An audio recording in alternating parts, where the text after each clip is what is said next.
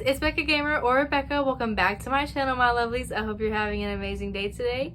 And if you're new to my channel, hi, thank you for stopping by. Let's get into this video. I just want to go ahead and say, this is my second time filming this. And as you can probably hear, my kitten is going crazy, going stupid. So we're just gonna truck through it, okay? We're gonna truck through it. This is one of my first, it is the first what I read, blah, blah, blah, this month or whatever. I don't know what I'm doing. I don't know what to do. I am struggling. I'm behind in school. Life is a mess, but we're bringing out the content. So, Pumpkin, get out of the water case. Oh my God. Did y'all hear her just argue with me? Whatever, just ignore everything. Okay. Let's get this video started. I'm going to be doing what I read in January. I read 3 books this month. That's the most books I've read in a month. I've read 2 before in a month, but I've read 3. So round of a freaking applause for me. I only planned on reading 1. If you haven't, I'll leave the video linked up in the eye. I did a PewDiePie response video. He's doing another little book club thing. He did one like 2 years ago, 1 year ago, I don't know. I wanted to be a part of it, so I said I would read Radio Silence by Alice Oseman. So that book review is in this video, if you were looking out for it. But I also read 2 other books this month. I read 993 pages in total, almost 1,000 pages. That's crazy if you ask me, so let's get into the first book. Alright, the first book I read this month was Radio Silence by Alice Oseman. This book is basically about a girl named Frances. She has her academic plans all planned out. She's at the top of her class. She does great in school. Her main focus is school, and she is set on going to a certain university and getting an English degree. But with that, she doesn't have many hobbies. One of her hobbies is staying at home. I relate. And another one of her hobbies is drawing, and she draws for a podcast that's inside of this book called University. She draws like fan art or whatever. So this book basically explores Frances's hobby with the podcast, and also how her academic plans don't go as planned. And I relate to that because that's one of my biggest fears. I've been planning out, college and all this stuff for many years, and it's gonna happen in a couple months, and I'm scared. So I was really excited to read this, and I ended up giving this book a 4 out of 5 stars. I just want to say, at the end of the book, got to the last page, closed it. This book literally gave me a big, wholesome hug. I really enjoyed this book. I really did. Okay, if you see me looking over, okay, I wrote a little script, few little notes for what I want to say about each book, because I will go off on a tangent, especially if I enjoyed the book, which all of the books this month are 4-star books. So I just wanted to, if you see me looking, that's what I'm looking at. But I do want to say one of my favorite parts of this book was the character development. When you develop in life, life has its rough edges. Some people have some more rougher edges. Aled. I don't know if that's how you say his name, but that's how I said it in my head when I read it. But the character development in this book, 10 out of 10. I loved the character development in this book.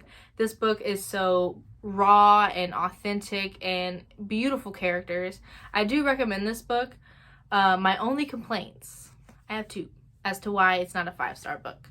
1, say that I have no emotions. Say whatever you want to say about me, but I feel like this book could have been more impactful. Yeah, at the end, I might have shed a tear or 2, or when Frances and Aled were texting while he was away, and he was expressing how he's really struggling. I don't want to give too much away, but he was really struggling, and he was finally expressing that. A tear did fall because I felt for him. But all of the traumatic things that he went through, we never really saw as Frances. We did see, the whole university thing, but then again, that was Frances's trauma situation too. The haircutting situation, but that didn't make me, like, my heart hurt or anything. Like, it was upsetting, it was messed up, but, like, I just wish there was more impact. when it came to everything he went through, because Aled went through a lot and he basically lost everything. And I just wish it was more impactful. And like on top of that, my second complaint is that the climax of this book was anticlimactic. The climax of this book was basically an argument between Francis and Aled, I don't know. Which is, the argument was needed. It was great. It was hurtful, needed in this story. But I feel like the climax, like they could have had that argument and then boom, right there in front of our faces, Aled just like lost another aspect of his life right in front of us to really hurt my feelings. But it didn't happen. So those two combined, I could understand why, if you don't relate to any of the characters in any way, you could find this book boring. So I feel like if it was more impactful, if it packed more of a punch, even though it was upsetting in a couple of parts, this book would have been a 5 out of 5 for me. But overall, I do recommend this. All right, the second book I read in January was A Work in Progress by Connor Franta. This was actually my second time reading this book. I read it when it first came out in 2015 when I was 13, 14? Girl, I don't know.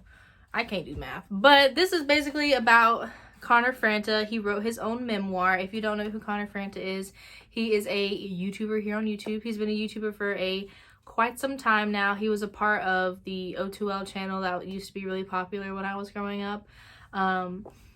It's been 5 years, you know. I wanted to reread it. I've matured and grown a lot, and I just wanted to see if this book was impactful as it was when I was younger, and it was. I gave it a 4 out of 5 stars. My only complaint is that the writing could have been better. It could have been a lot better in this book. His writing style is different. It's very authentic. Like, if you have watched his videos, you can really see his personality shine through his writing. But if you've never watched a video from him, you might find his writing probably annoying. It didn't annoy me, but I feel like he could have done better in his writing. Even though me and Connor have completely different lives, and a lot of people were really hating on this book because it's like, oh, Connor has a perfect life and he's trying to give advice. Like, my life isn't perfect. I've been through a couple things in my life, but a lot of his advice really hit home for me, and I don't know if that's because I read this 5 years ago and I listened to it and I'm still going by a lot of the things that he said, but I really enjoyed this. I'm very happy I grew up with his influence because he has a very optimistic outlook on life, and I'm very glad I read this book when I was younger. Also, I found out a couple days ago that my senior quote is due, and I didn't know, so I had to like think like on the spot, I guess. But luckily I was reading this book while that happened, and Connor gave me my senior quote. I picked, "We must let go of the life we have planned so as to accept the one that is waiting for us," which is very true because, like Francis, I have a lot of my academic stuff planned out, and I'm nervous that it's gonna fail, it's gonna go wrong, life is gonna throw me off a cliff, who knows. But I need to let go of those plans at some point and let life take me where it needs to take me. So I thought that was a great senior quote. Boom.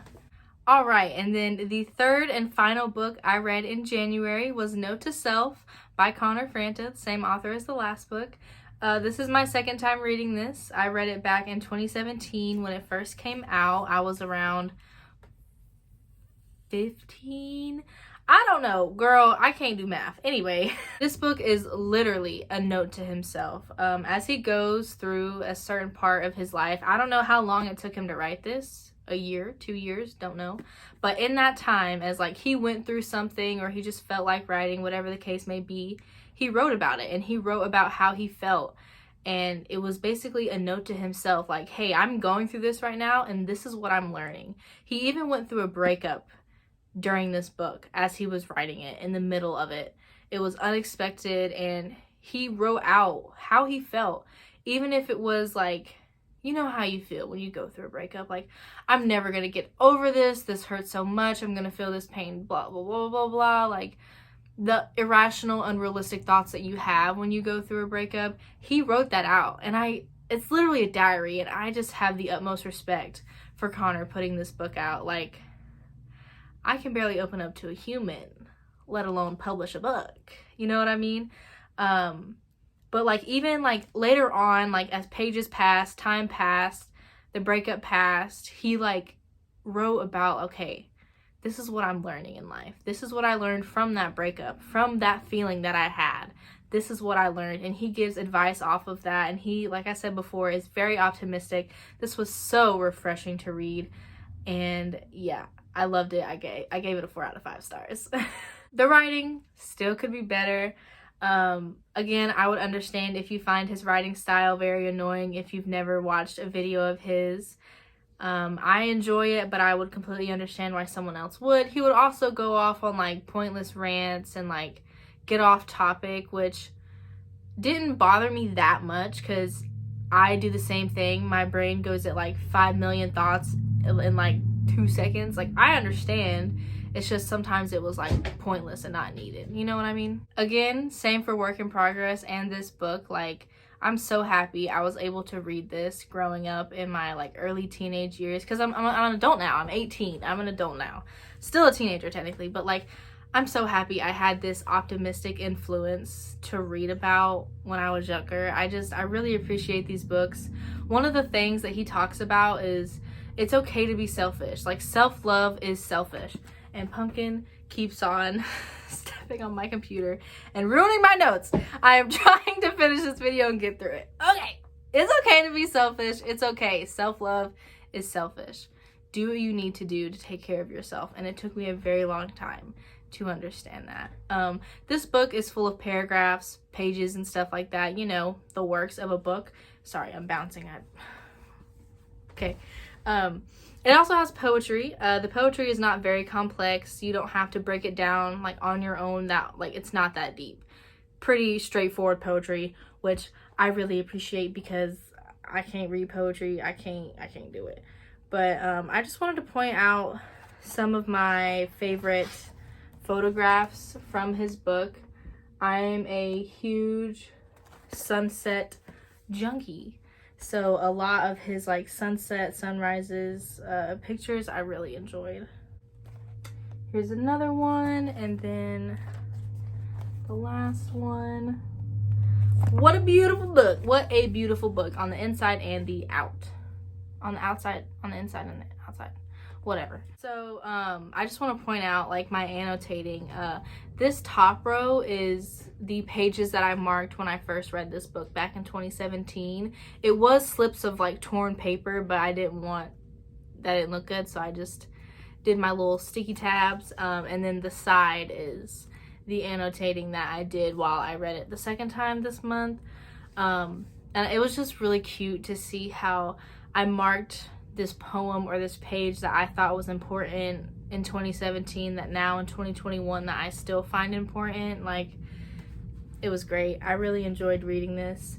And I know this book and A Work in Progress I am going to flip through and just read my annotating notes and the sentences and quotes that I marked to just look through when I need some optimistic outlook and some good advice. Like, he even wrote a chapter in this book about anxiety and like what he goes through, what he thinks about, and like, hey, if you're feeling this, if you're feeling these thoughts, just breathe and I'll talk you through it. And he literally talks you through it, you know. So if I ever have an anxiety attack and I'm calm enough to be able to read, like, I could read that chapter and it could probably really help me. So I highly recommend this book.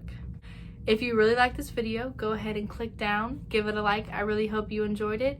If you haven't already, click subscribe, and I hope you have an amazing rest of your day. Thank you so much for watching this video. I'll see you guys later. Bye!